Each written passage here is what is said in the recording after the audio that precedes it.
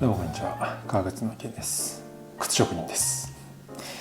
というのもですね、今日は靴職人という目線も含めてハーフラバーとかスチールってどうなんでしょうっていうのを語りたいと思います。解説ではないです。というのもですね、結論から言いますと、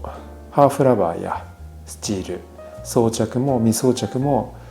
全て個人的にはありだと思っています。装着した靴も未装着の靴も履きます。今回はこうしなさいとかではなくて、個人の感想レベルでつけるとどうなるのかとか、逆につけないとどうなのかっていうのを話していきたいと思います。まずハーフラバーというのは何かというと、革靴の補強のメニューとしてはものすごく一般的なんですが、レザーソールの革靴の場合に地面と接地する部分のみ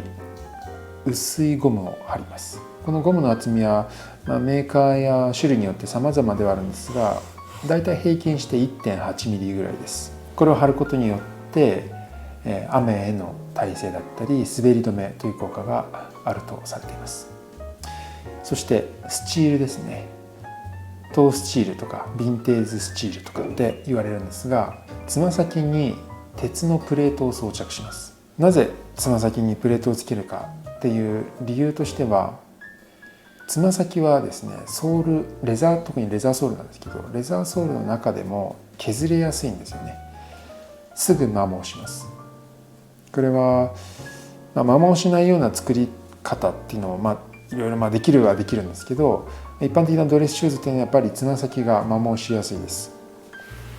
それはですね、歩く時に最後蹴り出すじゃないですか。かかとからついて徐々に親指の母指球の方に行って、そして最後につま先で蹴り出す。で、実際に足の動きを見ると別につま先で蹴り出しているというよりは指でグッと押してるんですけど、靴の場合は、革靴の場合はステスンといって指の入ってない空間がつま先にありますので、最後地面に接する部分の最後としてはそのつま先のステスンの部分、一番靴の先端部分になるんですよね。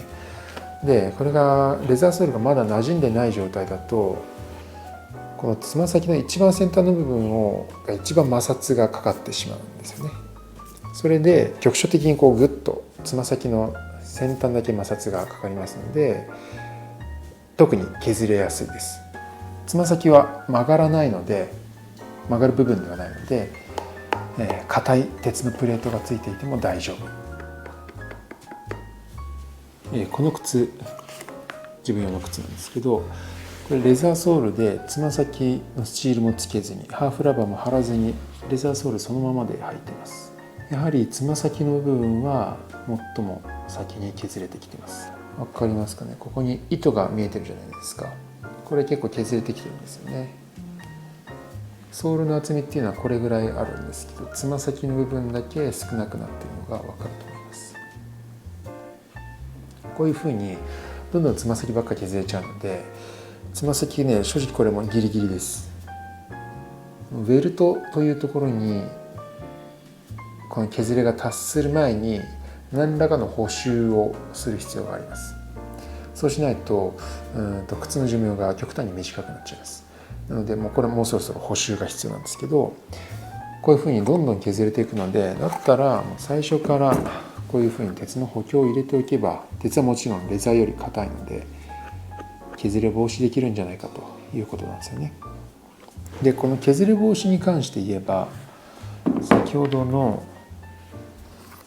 ハーフラバーも一役買ってます。ハーフラバーもですね、このラバーというのはレザーに比べて削れにくいです、一般的に。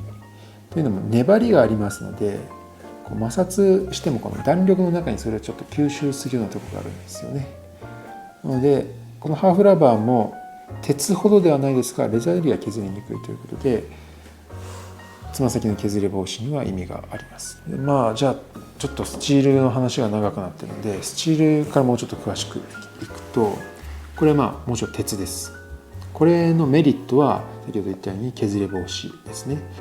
どうせ削れちゃうんだったら最初から削れないようにしてしまおうという予防策です。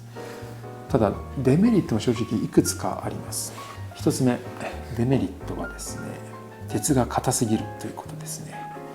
鉄硬いのでこう歩くたびに結構このつま先こうグッとこう踏み込む時に押し付けられるんですよね。その時にこれ作りによっても様々なんですけど、このプレートは曲がらずにレザーのこのウェルトの部分だけがこう、歪んでくるっていう現象がね起きることがあります。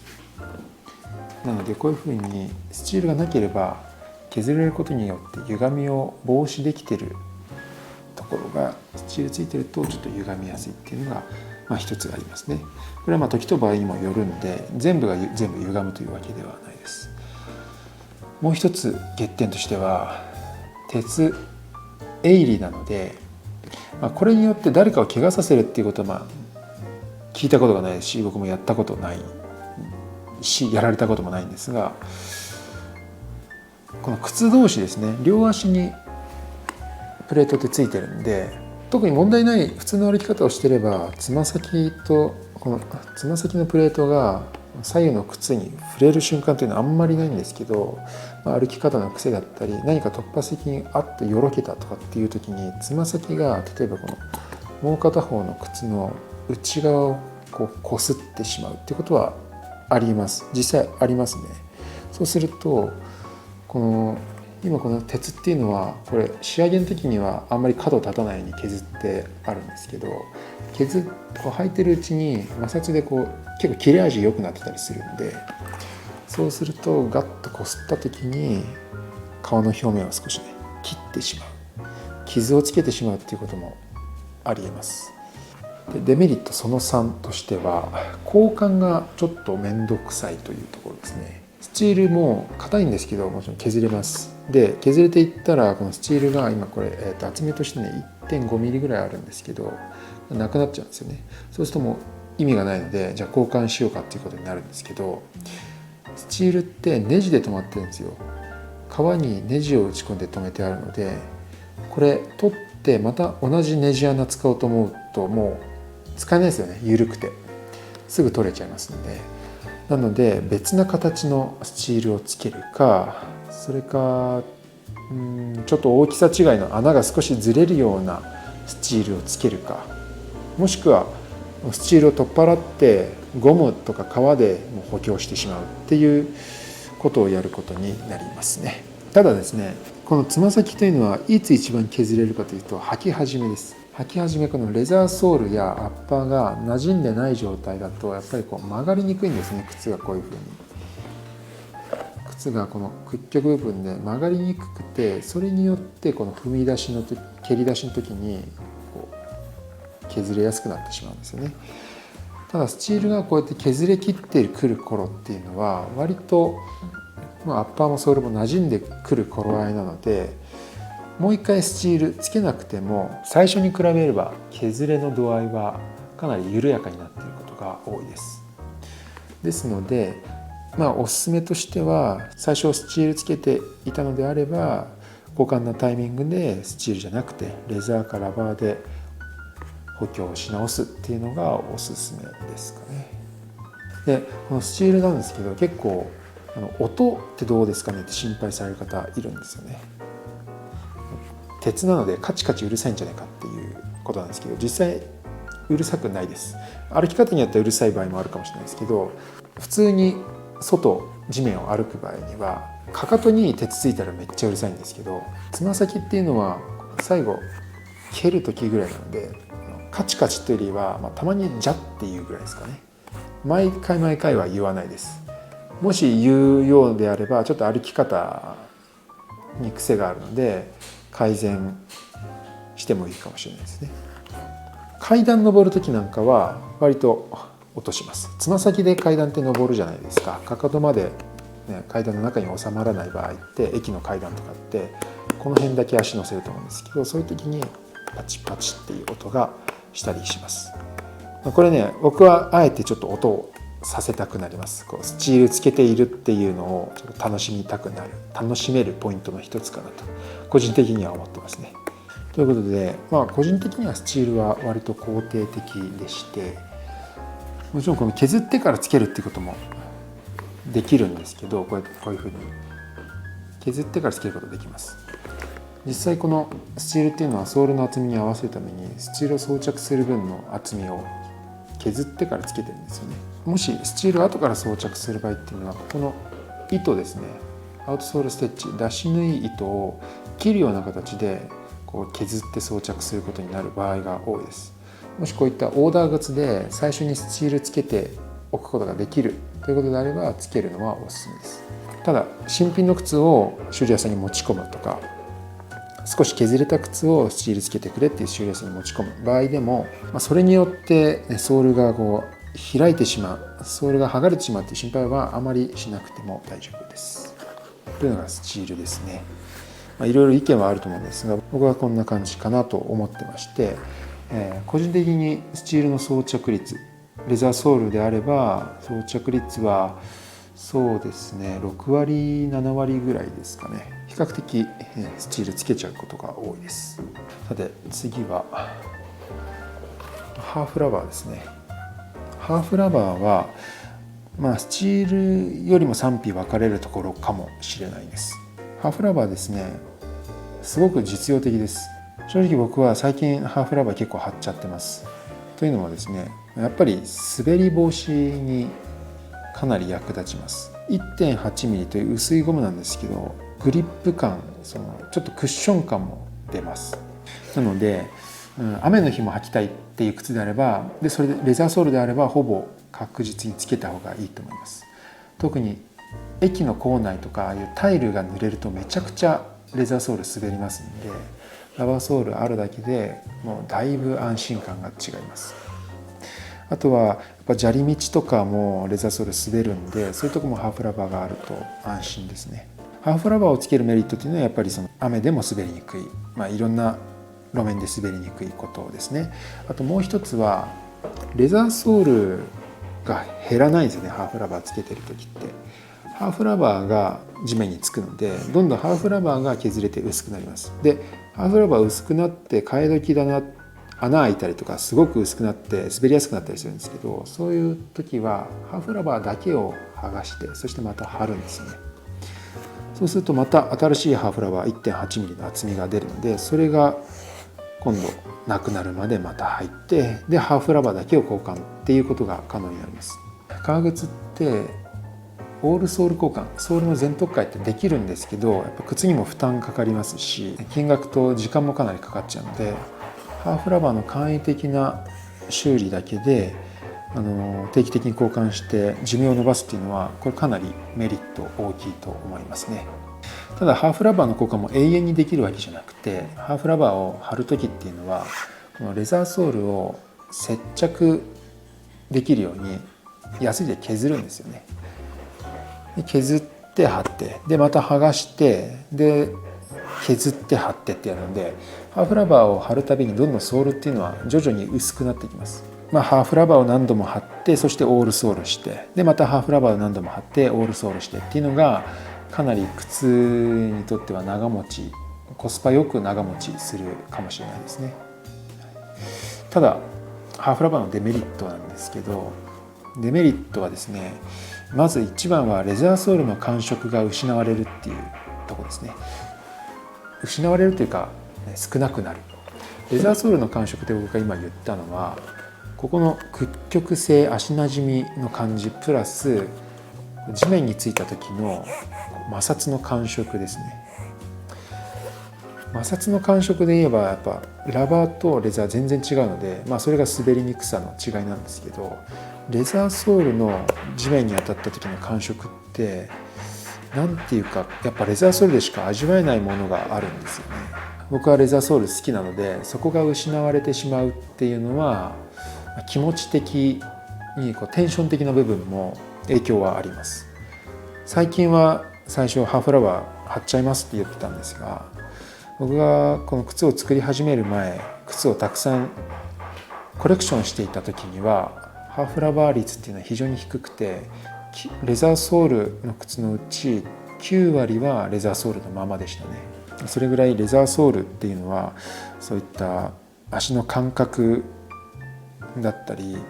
あとはその見た目、レザーソールを履いているんだぞっていうそういうテンションにも大きく関わってくるところですね。これは個人の感覚ですね。あともう一個ポイントがあるとすると、屈曲性というところですね。1.8 ミリと薄いとはいえ、レザーソールには、別なものを貼り付けるので、その分やはり厳密に言えば屈曲っていうのは少し気持ち硬くなると思います。実際履いても、そんな感じは受けます。でレザーってすごくどんどん馴染んでいくんですよね。対してラバーってあんまり馴染んでいかないんですよ。例えばこれ全面ラバーソールですけど、ラバーソールをずっと履いてもレザーソールのようなこの足なじみっていうのは少し感覚として薄いなと思います。こういったラバーソールは厚みがかなり分厚い6ミリとか7ミリとかっていうものなのに対して、ハーフラバーは厚み 1.8 しかないのであんまり関係ないっちゃ関係ないんですけど、やっぱり微妙には違いますね。そういった感触的な部分でレザーソールの特徴を損なうことがあります。実用で言えばほぼ確実にハーフラバーは貼る方が実用的な靴にはなると思いますね。じゃあもういっそのことラバーソールの方がいいんじゃないかというと、ラバーソールとこのレザーソールにハーフラバー、これも履き心地全然違うので、これはレザーソール履きたいけどグリップ力が欲しいっていうところには最適解かなと思います。このレザーソールとハーフラバー組み合わせることももちろんできます。こんな感じですね。ハーフラバー貼ってつま先、ハーフラバーを貼ると歩き方にもよるんですけど、ハーフラバーってつま先引っ掛けるとつま先が先端パリッと剥がれることあるんですよ。接着だけで止まってるので剥がれやすいので、それを防止するためにスチールと合わせ技をすると一番剥がれやすいつま先が鉄なので、ハーフラバー剥がれる心配もなくハーフラバーのグリップ力を得られるということで、こういう合わせ技は本当に実用的な靴にしたいときはおすすめです。この靴は僕のローファーですけど、これはもうオールラバーのヒールですね。こういった革とゴムのっていうのではなくて全面ゴム、そしてハーフラバースチールというもうめちゃくちゃ実用的な装備にしてあります。これぐらいやるとどんな時も今日悪路かなとか気にせず履いていけますので、安心していろんなところに歩いていくことができますね。気を使わずに歩けます。あとは最後になんですけど、やっぱり見た目の問題は結構こういった靴においては大事なので、もちろんこのアッパー上部の見た目は大事ですけど、ソールの見た目も大事ですよね。で美しいソールにスチールをつけるとこういう風になります。これはこれでかっこいいですけどね。でハーフラバー貼るとこういう風になります。だいぶ印象変わりますよね。そしてハーフラバーとスチールとラバーとかってやるとこういう風になってくるんで、もともと美しかったものと比べるとやっぱりね、少し道具感、実用感が出てるじゃないですか。なのでここは本当お好みかなと思いますね。このハーフラバーもスチールもこれつけたらダメになるとか、履き心地が全然ダメとか、逆につけなかったら耐久性悪くて全然ダメとか、全くそういうことはないので、その実用と美観とあと求める履き心地、この靴にそれが合ってるのかっていうのを考えて決めるのがいいかと思います。もしレザーソールしか履いたことがないという方がいらっしゃれば、ぜひ一度ハーフラバー貼ってみてほしいですね。ハーフラバーはもうすでに履いた状態、ソールが削れてるものでもハーフラバー貼れますので、ハーフラバー貼ると実用性の高さ、こんなに違うんだっていうのに結構驚きます。僕は最初そうでした。逆にハーフラバーつけた靴しか履いたことがないという方はぜひ一度レザーソールを履いてみてほしいですね。レザーソールの独特の地面を踏む感触、柔らかさっていうのが味わえると思います。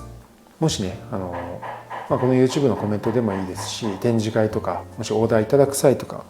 これハーフラバーとかスチールとかつけた方がいいんですかねみたいな、そういうご質問あれば答えますので、できる限り僕の意見がめちゃくちゃ入っちゃいますけど、気軽に質問してください。ということでハーフラバーとスチールについて語ってみました。それではまた。